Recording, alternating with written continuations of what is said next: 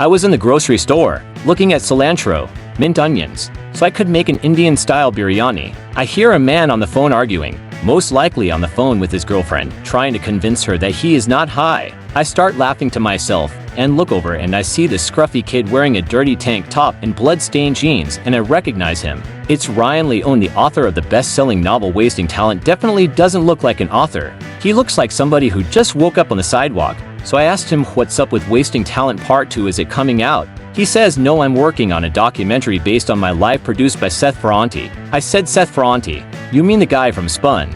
He says, yeah, and Johnny Depp's making a guest appearance. I said, dude, bull crap, you don't know Johnny Depp. So Ryan pulled out his phone and proceeded to show me a picture of him and Johnny Depp holding hands and making out. Haha, just kidding about that part. But he really did show me a picture of them hanging out together. I always pictured Ryan Leone to be this buff tan guy with muscles from working out all the time in a federal penitentiary. But he had no muscles. He was only about 5 feet tall and was covered in track marks on his arms, neck and hands. I was living at a sober house, trying to be good, trying to keep my act together whenever I saw negative people and obstacles that could pull me in the direction of illegal substances. I mostly stayed away from it. The thoughts, the fears of going back inside of a concrete box really scared me to death, and I vowed to never return. I would almost rather die than have to face living inside of a stress-filled, toxic, lonely, anger-filled box again. But when you're an addict for a reason. It means that for you it's hard to say no, it's easy to give in to temptation. It's easier to do the wrong thing, to turn the other cheek is the reason why you've never succeeded. I could tell just by looking at Ryan.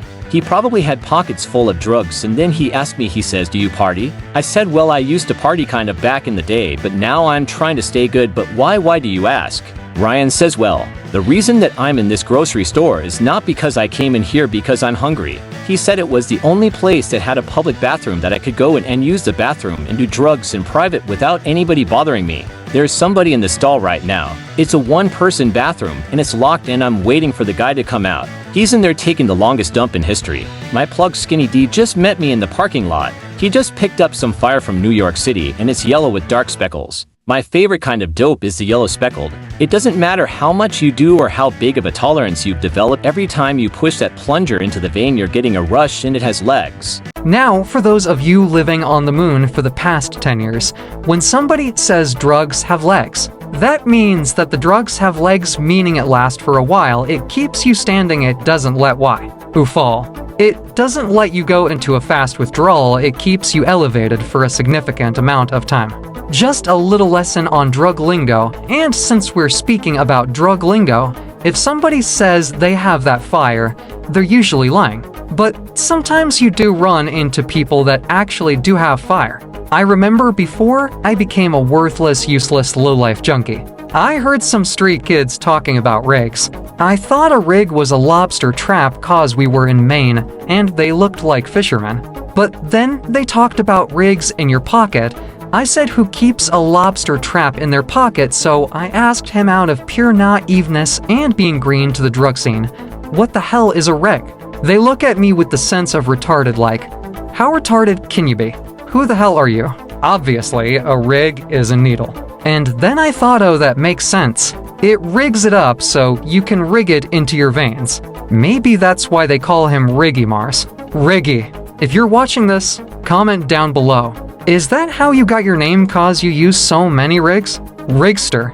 Alright, I'm getting a little bit off the topic, so let's get back on track. The guy finally comes out of the bathroom. Ryan's eyes light up like a light bulb, paws my shirt, nudge me, and says, hey, let's hurry up and get in there before somebody else tries to use the restroom. I don't know why I'm going. I've been good for so long, the thought of drugs disgusts me. But my uncontrollable lack of self-control and impulsivity drive me in the evil direction of the rig, because now I know what a rig is. And I sure as heck know how to use one. I can use a rig with my left hand, and my right hand, being a junkie, has made me ambidextrous. Who would have thought something positive came from shooting dope? Ryan pulls out a satchel. It was an old purple bag, one of those bags they give you when you buy a bottle of Crown Royal. It's got a gold string. You know, the ones made out of purple velvet. Yeah, one of those. I don't know what's in it.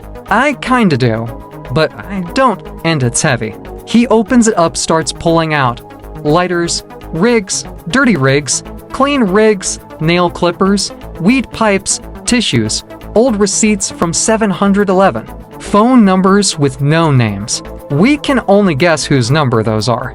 Obviously, drug dealers. Ryan seems to be looking for something that he can't find. He pulls out a tightly knotted bag, clear plastic with some sort of yellowish-white residue buried inside of the plastic. He says, "Dude, I'm sick. I need to get well first, and then you can go. After me." I said, "Okay, dude, do your thing." So Ryan takes the dough, and he flips down the baby changing station in the bathroom, which is already graffiti with the local gangs says something like West Side 13. Ryan says, "Hey, this is Nasal Narcan and this is the Narcan pen." He says if I go out, I don't want you to use this on me. Just let me go. I said, "Why would you say something like that?" He ignores the question and proceeded to take the powder and put it into an aluminum special tin, the ones they give out at the needle exchange. It looks like an aluminum cap, but it's specifically made for shooting heroin or whatever is your drug of choice. And he puts the powder in. Then he pulls out these little blue vials, and it's full of filtered water. They give them out for free at the needle exchange. If you're a junkie, you know exactly what I'm talking about. Getting high. Mobility on the go is really what they promote, with ties, tins, rigs, alcohol wipes, condoms. I don't know why they give you condoms, but they always do. Anyways, Ryan's putting the powder and water into the tin and proceeds to pull out a Bic lighter and proceeds to light it from the bottom. The aroma of the fentanyl is sweet. It reminds me of what life used to be like, what life used to smell like, and very shortly, it'll bring me back to the life I used to live, and I smell it.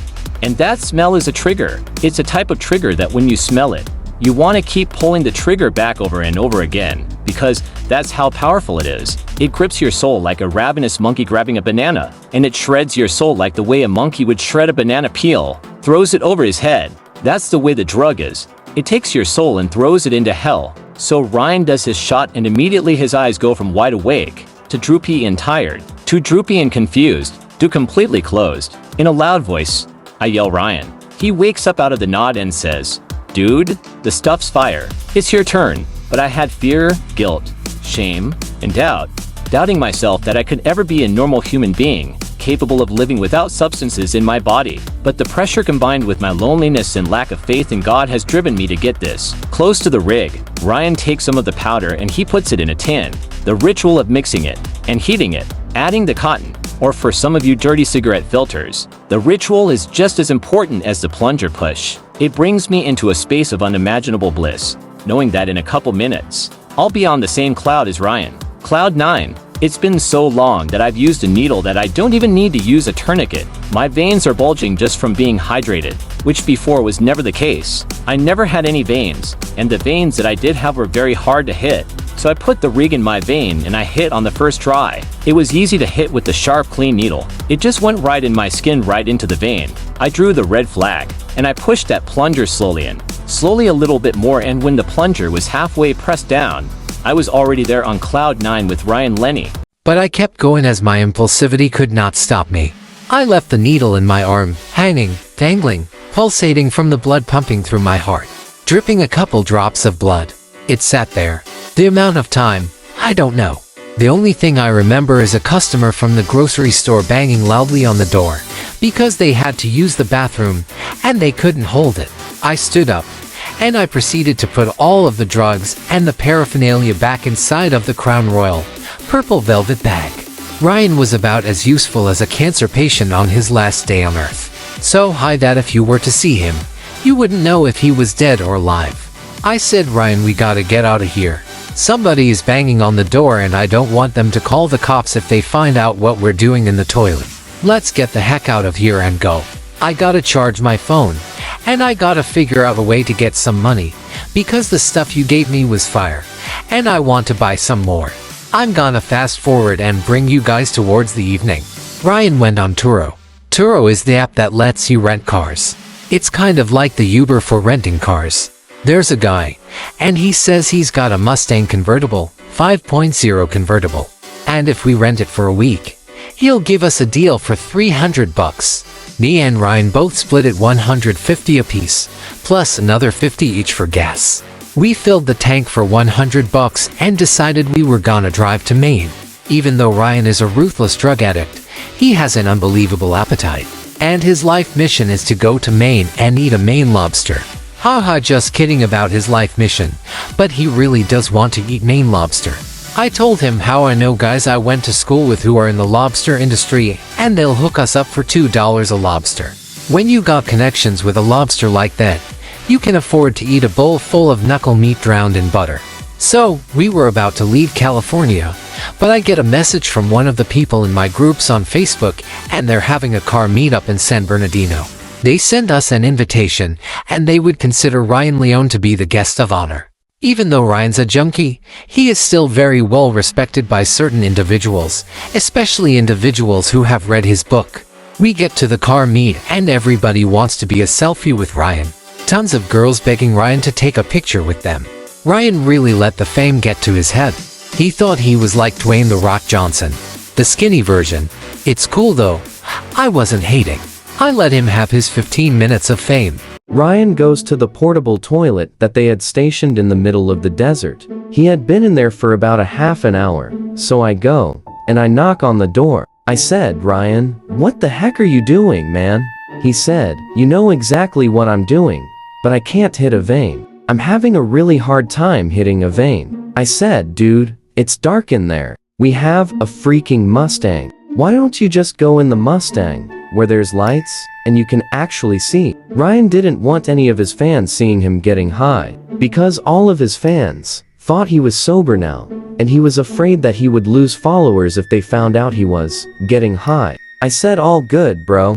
Just hurry up. We need to get the show on the road." There was a Ram TRX and a Ford Raptor driven by 16-year-old rich kids, with rich daddies and parents who bought trucks for them. The kids never worked a day in their life. Silver spoon rugrats. Anyways, they start doing donuts and figure eights in the sand, kicking up mountains of dust clouds.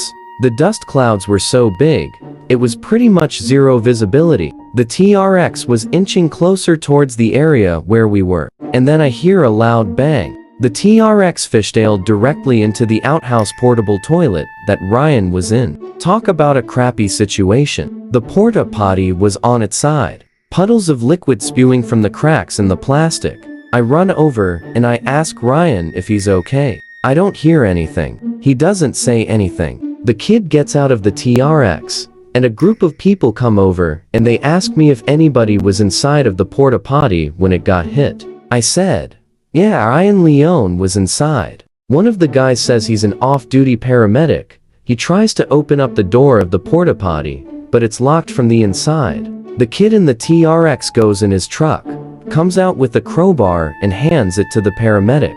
He pries open the door, and Ryan Leone is upside down, headfirst in the toilet. All you see is his feet. And all of us assumed the worst. We thought he was dead. The paramedic says, "Oh my gosh, he's got a freaking hypodermic needle hanging out of his arm." One of the girls that took a selfie with him said, "What a scumbag. Told me he was sober." Ryan starts yelling for somebody to help him. We realize that he's not dead, so we pull him out of the porta potty. He says, "Oh, crap. What happened?" I said, "This idiot here was doing donuts and rammed you." Ryan says, "Dude, you got two options. You can bring me to get cleaned up and buy me some new clothes. 'Cause obviously you can afford it. With the TRX you're driving. Or we can fight." The kid made a wise decision, so I got in the Mustang and followed the TRX to Walmart. Ryan went inside the Walmart and cleaned up with soap and water and took a bird bath in the public restroom. There was a Patagonia store in the same shopping complex, so the kid bought Ryan a brand new Patagonia chinchilla sweatshirt and a nice pair of nylon track pants. I told Ryan he cleans up nice. The kid cash apped Ryan $500, most likely out of fear and afraid of getting beat up. Or maybe he just wanted to be on the good side of the guy who wrote Wasting Talent. Not sure, but he's lucky Ryan didn't knock him out or give him a knuckle sandwich. So a few hours went by and now withdrawals were starting to kick in.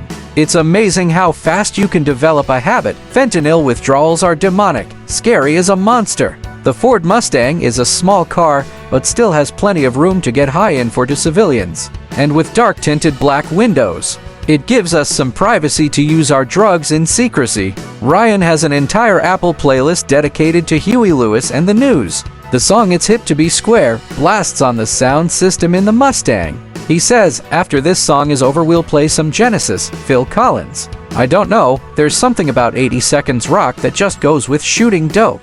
After we get high and recharge our batteries, Ryan turns into a kleptomaniac.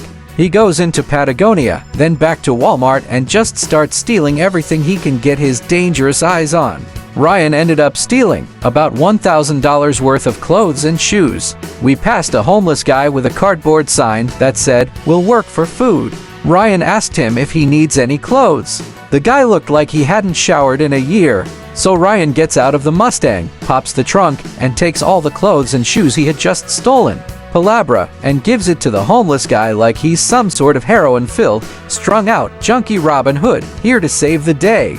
That's just the way Ryan was. Real generous guy, solid guy. Palabra, I love Ryan like a brother. We get on the freeway and we're halfway to Vegas. There's a place called Eddie World. Not sure if Eddie actually owns it. They got all sorts of beef jerky, exotic candy, milkshakes made from locally grown dates. They sell New York-style pizza, and it has a burger shack. There's a cute little Indian girl, probably about 25 years old. She had been checking Ryan out from the moment he entered from the parking lot. Ryan had a way with ladies. Rico Suave. I'm not sure what it was about him.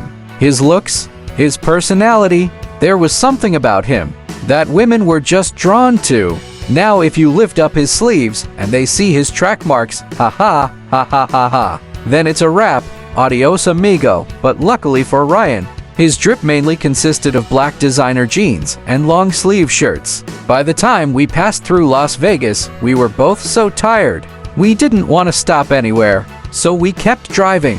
We saw two hitchhikers, two dudes. Looks like they were completing a bucket list trekking across America or something. So we did them a solid and picked them up.